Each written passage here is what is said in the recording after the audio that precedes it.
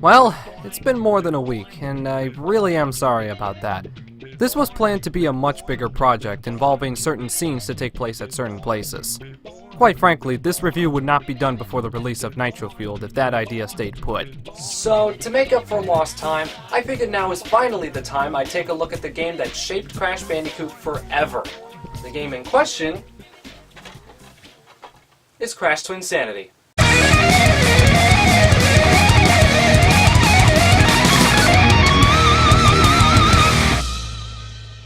This game has had some mixed reviews, but I'm not going to let those cloud what I have to say about the game. So without any further interruptions, let's dive into Crash Twinsanity and see what it's all about.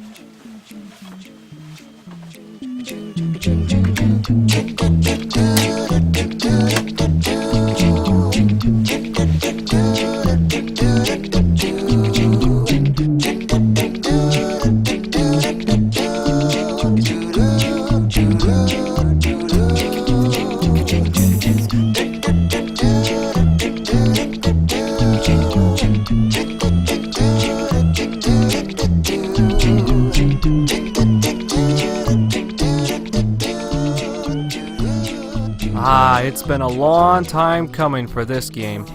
Crash Twinsanity was released on September 24th, 2004 for the PlayStation 2 and the Xbox. It re-released in 2007 on the PS2 alongside Nitro Kart and Tag Team Racing in the Crash Bandicoot Action Pack. After looking at the back of my manual and going, "Wait, where's Spyro?" I found that I have the Action Pack version of this game. Does that change anything? No. I like this cover, and the back of the box shows everything in perfect color. On the side we get to see the cool moves in the game, like Twin Slam, Humiliscate, Spank, Twin Throw, Roller Brawl, and my favorite, Censored. Oh my. Anyway, let's see what our story is this time. Cortex and Uka Uka froze over from the Wrath of Cortex ending, the 106% one. Cortex ends up stunning Coco and stealing her clothes to trick Crash and lure him into a trap. Yes, Cortex literally dresses in drag. This game takes a new approach to Crash Bandicoot. Instead of linear point A to point B levels, we get open worlds. Nice. We are given a huge one right off the bat to get used to the controls, and I gotta say, Crash's controls are, believe it or not, really tight. It takes a little bit of getting used to, but once you have it down pat, it feels great. It's probably worth mentioning that Traveler's Tales came back to develop this game. Or did they?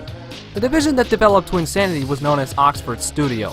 This is not the same Traveler's Tales that developed Wrath of Cortex, 3D Blast, or Sonic R. You know what, this game wasn't even that bad.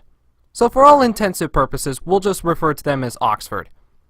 So along the way to completing the tutorial, we find gems scattered about. This time, the gems don't serve anything at all. That's odd.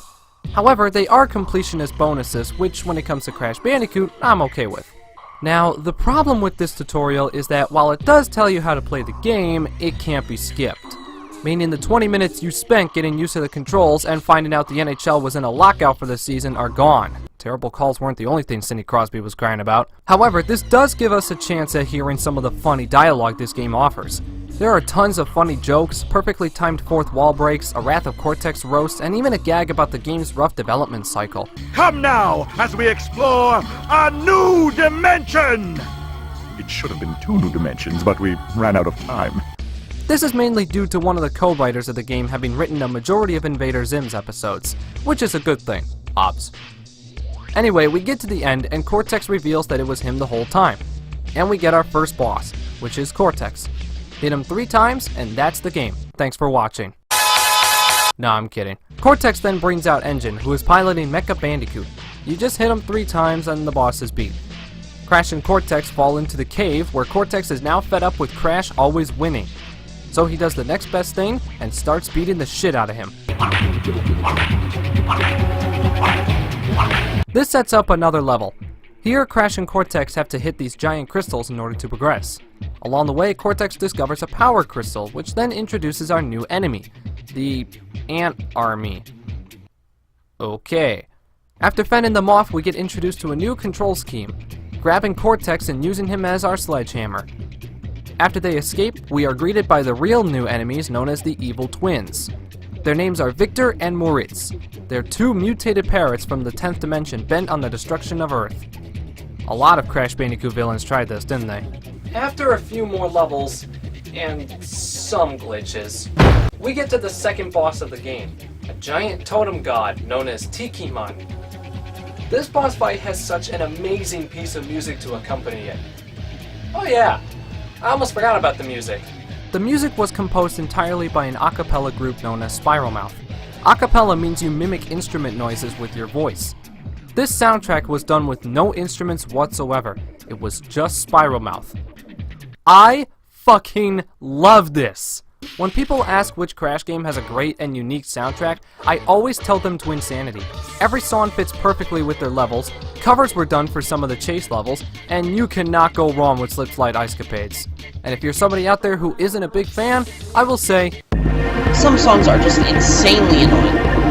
What's even more annoying are the fact that some songs just start out awesome and then get annoying. The soundtrack as a whole is pretty forgettable. That's fine. So after the boss, Cortex takes us to his iceberg lair, where we fight Uka Uka, our third boss. Then we find out we don't have enough power crystals to warp to the 10th dimension. This sets up Slip Slide Ice Capades, with Crash using Cortex as a snowboard. This of course brings up my favorite part of the level. They crash again, then head off to confront Engine, in a very boring boss battle. How does Engine go from this to this? Anyway, another chase level, fuck this one by the way. Then Engine falls on a pile of TNTs that blow Crash off the island and onto a single iceberg where he confronts Entropy and Embryo. What? Were you expecting a stale joke? It's like watching somebody other than Tom Brady win the Super Bowl. I can't do that. Say it in your head or some shit. Meanwhile, we return to the lab, only to have Coco ruin everything. Great. Now we have to go find Cortex's niece, Nina, at the Academy of Evil. We then head into the boiler room where Cortex gets stuck in a pipe. How could things get any worse?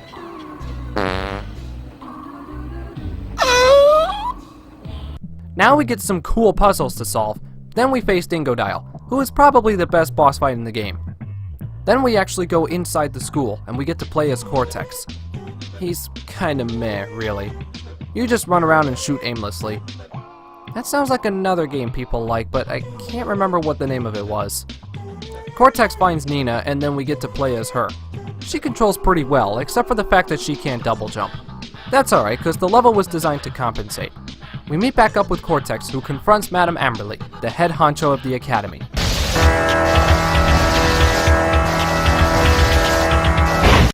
I swear this game was tested. It's at this point in the game where Cortex suddenly remembers who Victor and Moritz used to be. They were his two pet birds.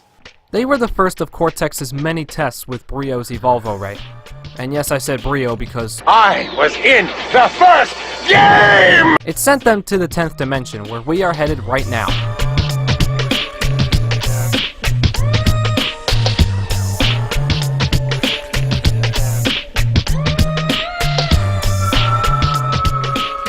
Welcome to Twinsanity Island, home to one of the most difficult and stupidest puzzles I have ever seen / attempted. Trying to roll the ball through all that is damn near impossible. I've wasted so much time here just trying to get this gem. I barely got all the gems on Rockslide Rumble. What makes you think that I can...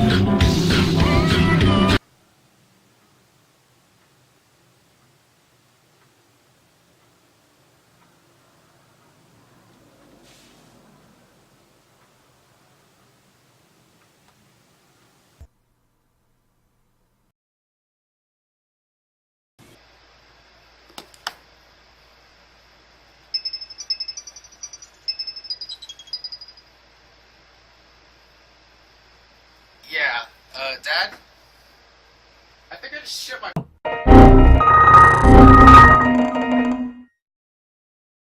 Well anyway, after doing that again, we go inside the volcano base, where the evil twins are waiting for us.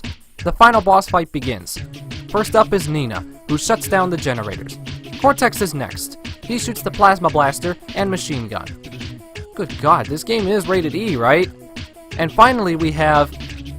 Mecha Bandicoot? How did Crash do this exactly? Who cares? We beat the evil twins, they get eaten by evil Crash, Cortex accidentally warps himself into Crash's brain, and the game is over. Wow, what a ride. This game also features gems, glitches, 16 levels, and plenty of hilarity. Here's a little bonus for you guys. I discovered this glitch about a few years back, and I'm gonna show it to you. So if you go over here, jump onto the structure of the lab, then fall onto the bottom part and get as close to the ground as you can. Then simply jump off, and you're back on the surface. There's Wampa Fruit down here for a reason, you know. Yeah, Twinsanity is not even close to being a finished product, but does the lack of game testing and the countless amount of glitches that are still being discovered to this day hinder the overall experience? No. You can play the game and have next to nothing happen. When you go back and try out some glitches, you can do most of them without even trying. If anything, it adds replay value to an otherwise very short game. As far as the voices go, everybody has their shining moment, except for Coco.